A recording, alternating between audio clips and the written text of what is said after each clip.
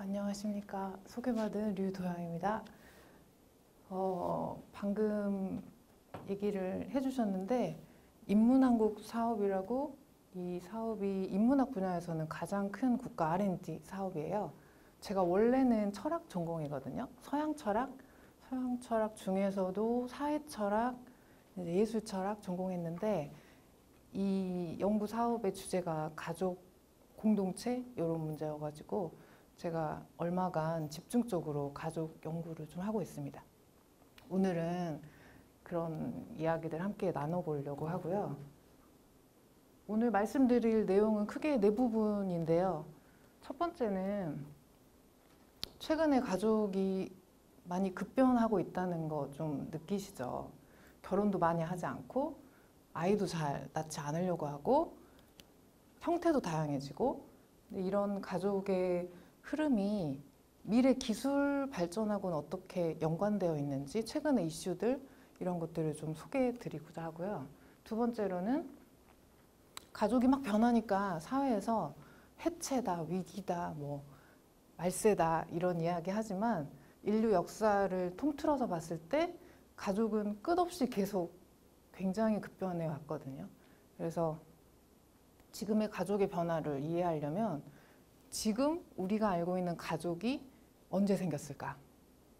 그 역사를 알아야 필요가 있습니다. 그래서 근대 가족, 한국의 근대 가족 역사를 좀 보고요. 그다음에 세 번째는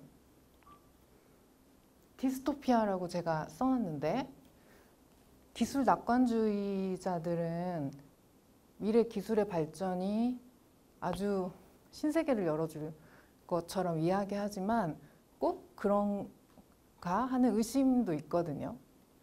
기술이 발전하면 발전할수록 좋아지는 면도 있지만 뭔가 퇴보하는 것도 있지 않을까? 이런 사유가 지금 이 시대에 필요하다고 생각이 드는데, 가족이나 친구, 친밀 영역에서 렌즈로 들여다보면 과학기술의 또 다른 맹점이 보이거든요. 그래서 그런 부분들을 같이 생각해 보도록 하겠습니다.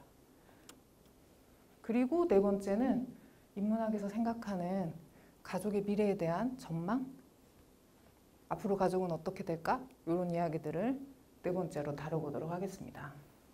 최근에 가족 변화를 보여주는 뉴스 기사 제목을 제가 스크랩한 건데요. 이제 맨 위쪽에 보시면 1인 가구 증가율이 그래프로 나와 있습니다. 노란색 부분이, 이 부분이 1인 가구의 비율이에요. 전체 가구 중에서 2020년, 2021년 이때부터 1인 가구 비율이 30%를 넘어섰거든요. 그래서 10가구 중 한 3가구는 혼자 사는 집입니다. 그 혼자 사는 집 중에서도 절반 이상이 노인 가구예요. 언제부터 1인 가구가 증가세가 눈에 띄게 커졌냐면, 계속 증가해오긴 했지만 2015년 이때부터 2, 3인 가족, 그러니까 3, 4인 가족보다 1인 가구가 더 많아졌어요. 추월을 한 거죠. 이때 27.2%였는데 몇 년 만에 또 3%가량이 늘어났어요. 그래서 나중에 40년 정도 되면은 35.6. 그래서 거의 이제 10가구 있으면 4가구는 혼자 사는 집이 될 거라고 생각하시면 됩니다. 나이 계산해 보세요. 46년 되면 난 몇 살이지? 이거. 혼자 사는 사람들한테 물어봤더니 많은 사람들이 앞으로도 혼자 살겠다 대답했어요. 그리고 혼자 사는 이유에 대해서, 결혼하지 않은 이유에 대해서 물어봤더니 질문이 재밌는데, 성공하면 땡땡을 선택할 거다. 그랬더니 남성분들은 결혼을 선택할 거다. 여성분들은 비혼을 선택할 거다. 이제 이렇게 보면 결혼을 하지 않는 이유도 나타나죠. 남성분들은 성공하지 못해서, 돈이 없어서, 여성분들은 성공을 너무 많이 해서, 너무 많이 배워서, 가진 게 많아서 이제 결혼을 못하는 이 아주 경제 양극화가 이상하게 젠더화되어 나타나고 있습니다. 자, 혼자 사는 문제가 꼭 노인들만의 문제는 아니에요. 40, 50대가 60대 이상을 아주 빠르게 추격하고 있거든요. 그래서 고독사, 중년 고독사가 최근에 아주 많이 늘어나고 있어요. 이혼하거나 사별하고 나서 혼자 살게 된 중년 독거 가구에서 자살 내지는 이제 급사하시는 부분들이 최근에 많이 뉴스에도 나오고 있죠.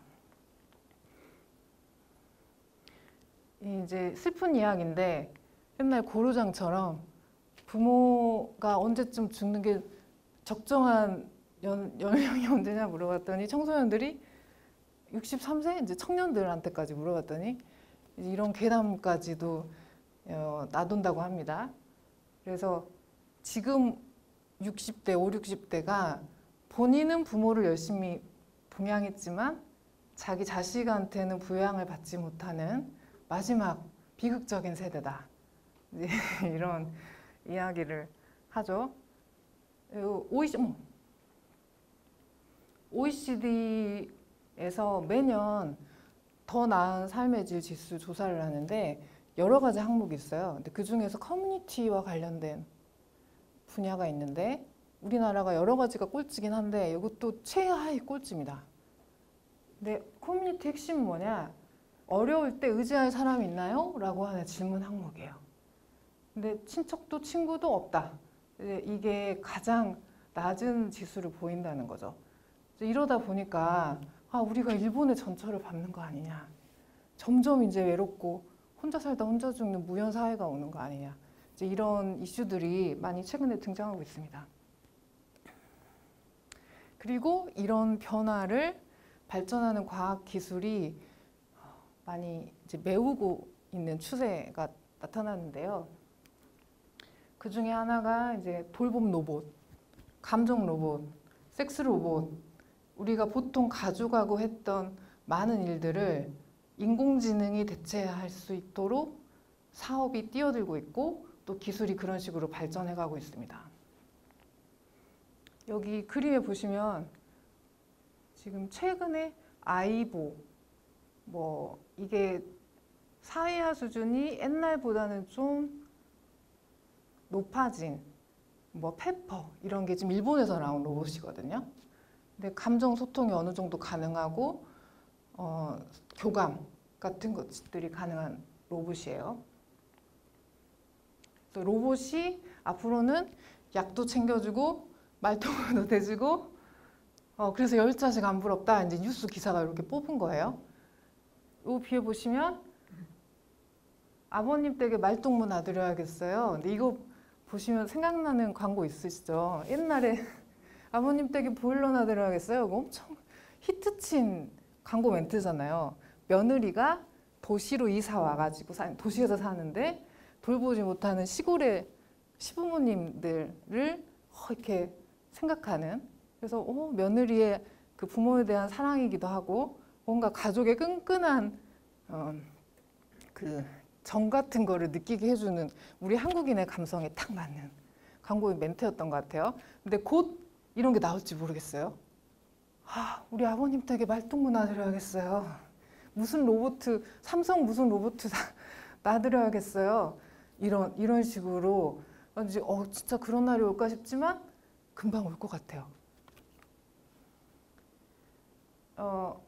그뿐만 아니고 집에 들어가면 혼자 사는데 나왔어 이렇게 말하면 불 켜주고 이거 다 샤워 준비시켜주고 이게 음식 같은 거 이렇게 어떻게 먹을지 배달 앱 탁 이렇게 해가지고 내가 좋아하는 음악 탁 틀어주고 완벽하게 모든 내 삶을 케어해주는 시스템이 집의 공간 안으로 들어오고 있습니다. 그래서 더 비싼 아파트일수록 이런 기술을 도입하려고 하죠. 여기는 이제 더 앞으로 나가는데 금세기 안에 인간과 로봇의 결혼이 흔해질 거다. 결혼식은 하지 않더라도 로봇하고 같이 사는 사람들이 생기는 거예요. 섹스 로봇 같은 경우에도 완벽한 발레서인가 아니면 인간성의 파괴인가 그래서 우리의 인간 사회가 지금까지 가져왔던 윤리나 규범을 넘나드는 경계선에 있는 새로운 기술들이 도입되고 있다, 지금. 가족을 사유하는 거는 굉장히 중요한데요. 저희가 보통의 학문 영역에서 가족을 많이 다뤄오진 않았거든요. 다 가족을 얘기하지 않는 문학은 없지만, 뭐 학문은 없지만 언제나 항상 끼어있는 주제긴 한데 가족을 본격적으로 체계적으로 다루진 않았어요. 근데 그 여러 가지 이유가 있을 수 있는데, 하나는 너무 당연해서 감히 객관화시킬 수 없는 연구 대상이 아니어서, 또 하나는 너무 진부해서. 그런데 이 가족이라고 하는 이름을 통해서 계속 반복 재생산되는 은유를 들여다보는 거는 저희 한국 사회 또 우리의 일상적인 삶을 파헤치는 데 굉장히 중요한 지점이 있거든요. 가족은 이런 거예요. 어떤 선택과 심사숙고보다 선행하는 급진적 감수성과 수용성의 영역이에요. 결혼했을 때 진짜 막 하나부터 열까지 따져가지고 이 사람이 어떤 사람일 거야 막 그렇게 결혼하셨다고 생각했지만 지나고 보니까 내가 이렇게 못 봤을까, 정말 이런 사람인지 몰랐다, 이렇게 되잖아요. 뭔가 끌려서 결혼하게 된 거잖아요. 결국에는 아이를 낳을 때 그래 내가 이렇게 해가지고 이렇게 뭐 계획할 수 있습니까? 아기가 태어나기 전부터도 그랬지만 태어나고 나서는 정말 이 우연과 모든 게 내 심사숙고를 넘어서 있는 지점에서 인생이 펼쳐지게 되잖아요. 그런데 감당하고 살잖아요.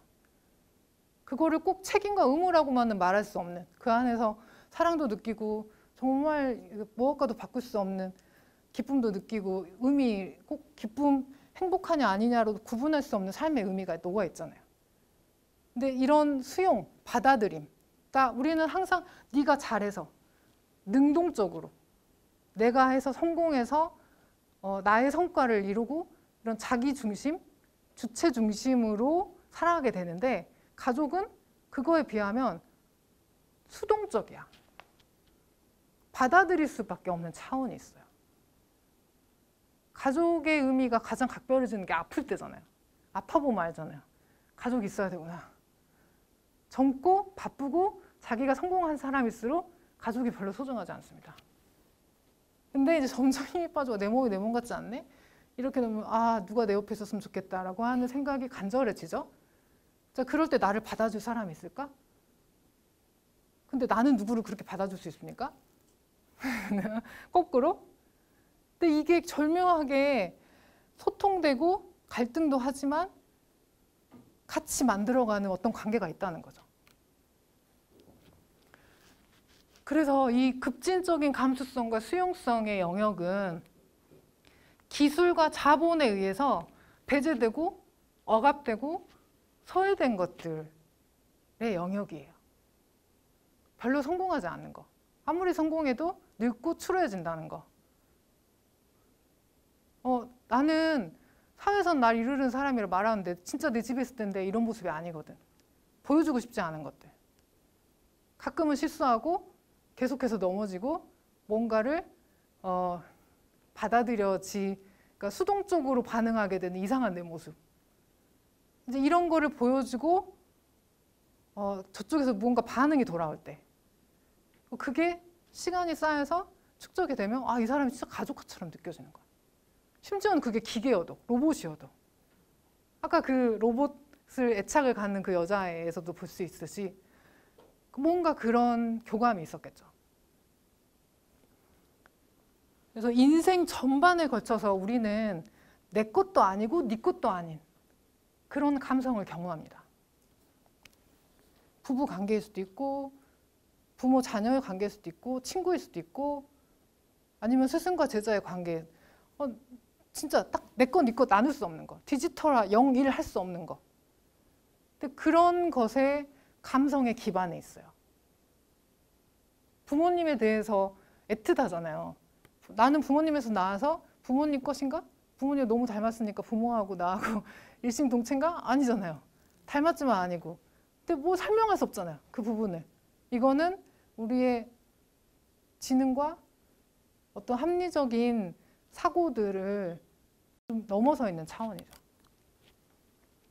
소유물이 아니고 내 것이 아니고 타자의 영향력 안에서 타자를 향해 처신하게 되는 일종의 태도 방식, 박탈의 태도 방식, 박탈. 내가 박탈당하는 상태. 빼앗기고. 나는 이런 사람인데 이 사람 앞에 왜 이렇게 작아지지? 그럴 때 사랑을 느끼잖아요. 사랑의 감정은 박탈당하는 감정이에요. 진짜 내가 막 심장이 막 뛰고 왜 이렇게 내가 작아지지? 이런 거. 자식 앞에서만 가면 작아지잖아요. 한없이 내가 왜 이런가 하는 의아한 감정에 시달리게 되는.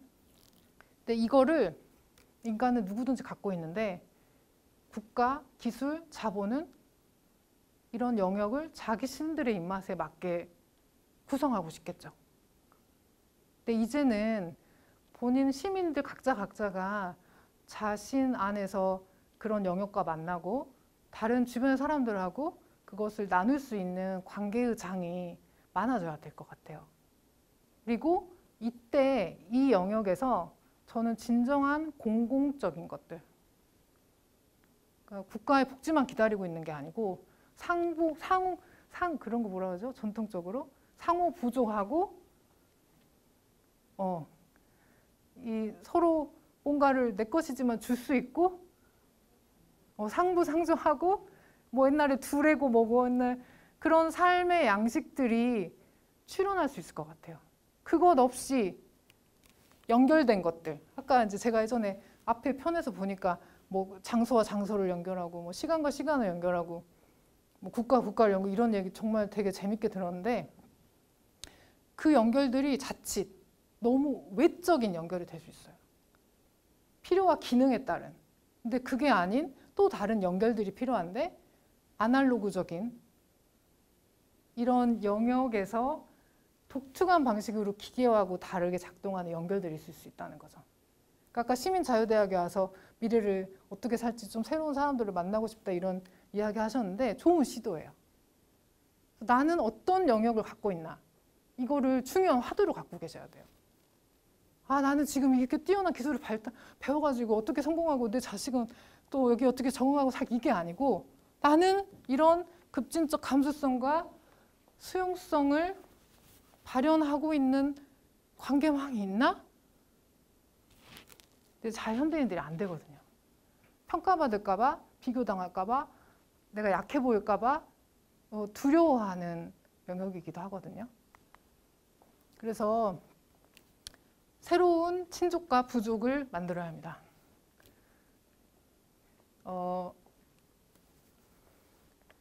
유튜브에 찾아보시면 함께 독거하는 법 60대 여자 셋 쉐어하우스 한 달 체험기가 나와요. 다 뭐 한 사람은 비혼이고 한 사람은 아기 낳고 어떤 한 사람은 이혼하고 이런 세 여자가 나오거든요. 근데 처음에는 너무 달라가지고 갈등도 있고 이해도 안 되고 내가 뭐 이런 걸 그냥 뭐 유튜브니까 뭐 하게 됐지만 막 후회도 하고 막 이러거든요. 그런데 추억을 쌓아가면서 진짜 친구가 돼가는 과정이 나옵니다. 너무 재밌어요. 그리고 우리가 이렇게 살 수 있지 않을까를 상상하게 되는 과정이 담겨 있습니다. 옆에 보시면 우리 동네 사람들이라고 청년들이 만든 공동체예요. 제일 처음에는 외롭고 같이 밥 먹을 사람 없으니까 쉐어하우스를 했는데 좋은 거예요. 그래서 교육 공동체도 만들고 그 안에서 뭐 카페도 차려가지고 자기들끼리 일도 하고 연애와 관련된 공부도 자기들끼리 하고 지금은 홈페이지 같은 걸 운영하면서 더 많은 사람들이 함께할 수 있는 관계의 장을 만들고 있거든요. 그래서 친족과 부족이라고 하는 거는 혈연으로 뭉친 옛날의 전통 가족으로 돌아가자는 게 아니고 서로를 위태롭게 만들고 남의 살점으로 존재하며 서로 먹고 먹히고 하는 이 유기적인 우리 생태계 속에서 살다 죽는 집합체예요. 가족이라는 말의 어원을 따지고 올라가면 오이코스가 있거든요. 고대 그리스의 사적 영역을 가리키는 말이었어요. 이거하고 대비되는 말이 폴리스인데 이 오이코스라고 하는 말에서 이코노미, 경제가 나왔어요. 경제라는 말. 그러면 이 파생된 걸 보면 오이코스는 경제 생활을 하는 공동체구나. 옛날에 먹고 사는 문제를 해결하는 공동체였구나 알 수 있잖아요. 근데 이 오이쿠스에서 파생된 또 다른 말이 있어요. 이콜로지예요, 이콜로지. 생태학. 우리 생태라고 하는 거는 딱 이런 거거든요. 위태롭고 불안정하고 자유롭지 못하고 서로에게 얽혀있고 의존할 수밖에 없는 그런 유기적 성격을 가지고 있어요. 그래서 가족이 한편으로는 경제공동체지만 또 다른 생태적인 삶을 살아갈 수 있는 중요한 원천이 될 수 있다. 어떤 은유가 될 수 있다. 이 친족과 부족은 자기 생산, 자기 제작, 자기 성공, 자기 중심이 아니고 공제작적인 시스템이에요. 같이 하는 거야, 같이. 우리가 많은 일을 같이 하지만 사실은 혼자 하고 있잖아요. 회사 생활 해보세요. 같이 하지만 혼자 하잖아요, 다. 가족도 같이 하지만 혼자 하는 거예요, 어떻게 보면. 근데 우리가 모두 그런 외로운 자기 안에 갇혀 살고 있는데 진짜 공제작이 뭘까? 함께 한다는 게 뭘까? 뭘 내가 변화해야 될까? 이런 고민이 필요할 것 같고요. 어떤 교양학을 하는 것처럼. 음악을 들어보면 놀랍죠? 그렇게 많은 악기들이 조화롭게 연주를 해낸다는 게 마치 그런 예술처럼, 음악처럼 다른 세계들과 얽힌 채로 함께 살아간다는 거. 이런 고민들을 저희가 기술 발전과 함께 했으면 좋겠습니다. 여기까지 강의 마치도록 하겠습니다. 감사합니다.